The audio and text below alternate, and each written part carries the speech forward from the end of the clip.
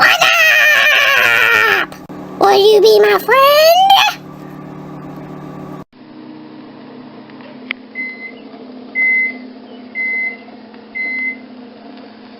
Once upon a time in the land of Hushabye, around about the wondrous days of yore, I came across a sort of box bound up with chains and locked with locks and labeled, "Kindly do not touch.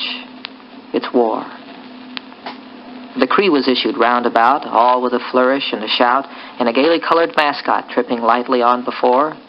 "Don't fiddle with this deadly box, or break the chains, or pick the locks. And please, don't ever play about with war."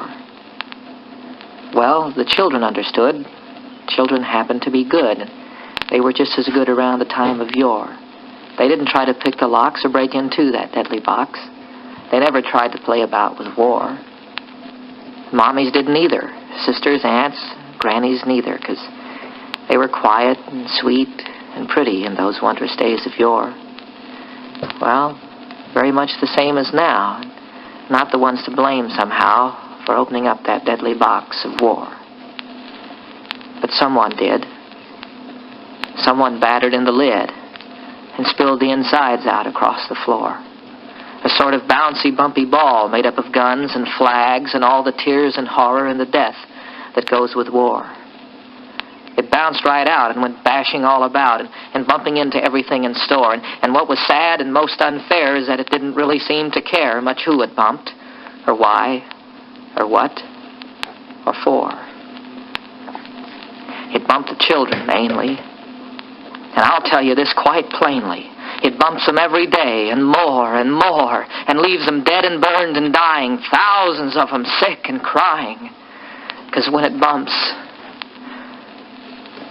it's really very sore. Now, there's a way to stop the ball.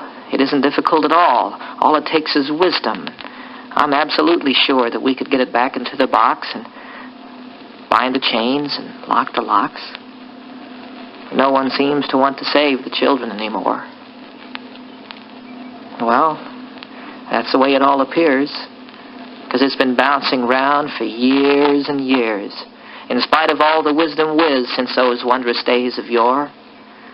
And the time they came across the box, bound up with chains and locked with locks, and labeled, "Kindly do not touch.